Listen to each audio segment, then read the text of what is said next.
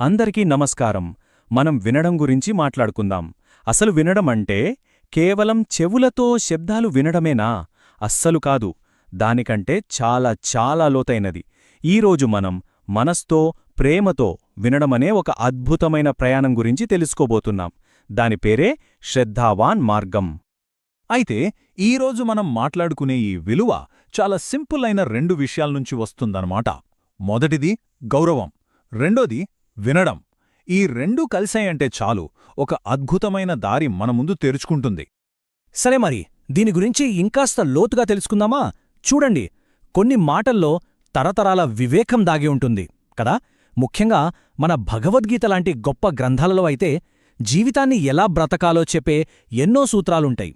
ఈరోజు మనం సరిగ్గా అలాంటి ఒక పవర్ఫుల్ మాటలో దాగి ఉన్న ఆ విలువేంటో చూద్దాం. ఒకసారి ప్రశాంతంగా వినండి. శ్రద్ధావాన్ లభతే జ్ఞానం.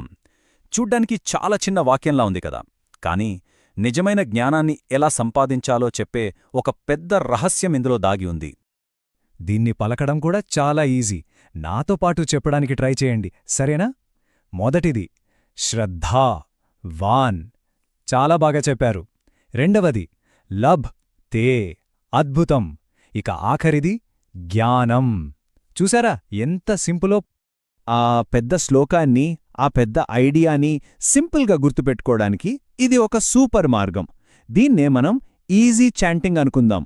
వింటే నేర్చుకుంటాను, గౌరవిస్తే ఎదుగుతాను. ఎంత బాగుంది కదా ఈ లైన్? అయితే అసలు ఇక్కడ వినడం అంటే ఏంటి? జస్ట్ సౌండ్స్ వినడమా? కాదు. మనకంటే అనుభవమున్నవాళ్లు మాట్లాడేటప్పుడు వాళ్ల మాటలోని భద్రతను, వాళ్ల కేర్ని మనస్సుతో చూడగలగాలి. అదే అసలైన వినడం. మన కథలో రుషిక అనే పాప సరిగ్గా ఇదే నేర్చుకుంటుంది. సరే, ఇంకెందుకు ఆలస్యం? పదండి, రుషిక సాహస యాత్రలోకి వెళ్ళిపోదాం. ఈ జర్నీ తనకి ఎంత ముఖ్యమైన పాఠాన్ని నేర్పిందో మనము చూద్దాం. అదొక మంచి వీకెండ్. రుషిక వాళ్ళ ఫ్యామిలీతో కలిసి కొండల దగ్గరికి ట్రిప్కెళ్ళింది. తనతో పాటు అమ్మ, పిన్ని, బాబాయి, మామ ఇలా అందరూ ఉన్నారు. ఆ పచ్చని ప్రకృతి మధ్యలో అందరూ కలిసి ఉండటంతో ఆ ప్లేసంతా చాలా సరదాగా, సంతోషంగా ఉంది.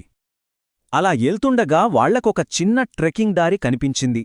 కాని ఆ దారి మొత్తం రాళ్లతో, కాస్త ఎత్తుగా, నిటారుగా ఉంది.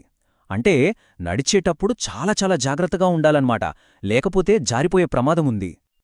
అది చూసి వెంటనే బాబాయి చాలా ప్రేమగా, ఒక రకమైన హెచ్చరికతో అన్నారు, ఈ దారిలో ఒంటరిగా ముందుకు వెళ్లకూడదు. ఆయన గొంతులోనే తెలుస్తోంది ఎంత జాగ్రత్తగా చెప్తున్నారో. ఆయన చెప్పిన వెంటనే మామ కూడా అన్నారు, నెమ్మదిగా అడుగులు వెయ్యాలి అని. సో అందరి మాట ఒక్కటే, జాగ్రత్తగా ఉండాలి అని.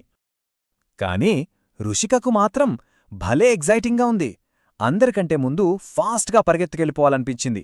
ఇప్పుడు చెప్పండి, తను ముందుకు వెళ్లాలా, లేక పెద్దవాళ్ల మాట విని ఆగాలా? ఏం చేయాలి? ఇక్కడే, సరిగ్గా ఇక్కడే కథ ఒక ముఖ్యమైన టర్న్ తీసుకుంటుంది. రుషిక తన మనసులో ఒక స్పెషల్ మెసేజ్ని వింటుంది. అప్పుడే ఆమె మనసులో ఒక చిన్న ఆలోచన మెరుపులా తట్టింది. అదెలా ఉందంటే, మన చిన్ని కృష్ణుడు తనతోనే చెప్పినట్టుగా, వినడమంటే నీవాళ్ల ప్రేమనే గౌరవించడం. ఆ మాట తనలో మెదలగానే రుషిక ఉన్నపళంగా ఆగిపోయింది. పరుగెత్తాలన్న ఆలోచన్ని పక్కన పెట్టేసి వెంటనే అమ్మ చెయ్యి పట్టుకుంది. ఆ తర్వాత పిన్ని పక్కకి వెళ్ళి నెమ్మదిగా నడవడం స్టార్ట్ చేసింది. సరిగ్గా తాను అలా చేసిన కొద్దిసేపటికే వాళ్లకంటే ముందు ఉత్సాహంగా పరిగెడుతున్న ఇంకో పాప కాలుజారి కిందపడింది. దేవుడి దయవల్ల పెద్ద దెబ్బలేం తగల్లేదు, కానీ ఒక్క క్షణంపాటు అందరూ షాకయ్యారు. ఆ సీన్ చూసిన వెంటనే రుషికకు అంతా అర్థమైపోయింది. తన మనసులో ప్రశాంతంగా అనుకుంది, అవును, వాళ్ళు చెప్పింది నా మంచికే, నేను వాళ్ల మాట విన్నాను కాబట్టే సేఫ్గా ఉన్నాను. రుషిక ఒక మంచి నిర్ణయం తీసుకుంది కదా, అందుకే తనకి ఒక అద్భుతమైన గిఫ్ట్ దొరికింది. అదే జ్ఞానం. అలా అందరూ కలిసి జాగ్రత్తగా, సేఫ్గా కొండపైకి చేరుకున్నారు. అక్కడ చల్లటి గాలి, కళ్లముందు ఎంతో అందమైన వ్యూ. రుషిక ముఖంలో మాత్రం ఒక పెద్ద చిరునవ్వు. ఎందుకంటే తను ఆనందాన్ని సేఫ్గా ఎంజాయ్ చేయగలిగింది. అప్పుడు రుషిక చాలా సంతోషంగా వాళ్లందరివైపు తిరిగి చెప్పింది, అమ్మా, పిన్ని, బాబాయ్, మామా, నేను మీ మాట విన్నాను. అందుకే మనమింత హ్యాపీగా ఇక్కడికొచ్చాం. ఆ మాటలు విని అందరూ ఆనందంతో నవ్వారు. అప్పుడు మళ్ళీ చిన్ని కృష్ణుడు తన మనసులో మెల్లగా అన్నట్టు అనిపించింది, గౌరవంతో వినే పిల్ల ఎప్పుడూ సేఫ్గా ముందుకు వెళుతుంది. ఇదే కదా ఈ కథలోని అసలైన నీతి. కాబట్టి మనం ఇక్కడ అర్థం చేసుకోవాల్సిన ఒకే ఒక్క ముఖ్యమైన విషయమేంటంటే, పెద్దవాళ్ల మాట వినడం అంటే మన ఫ్రీడమ్ని వదులుకోవడం కాదు.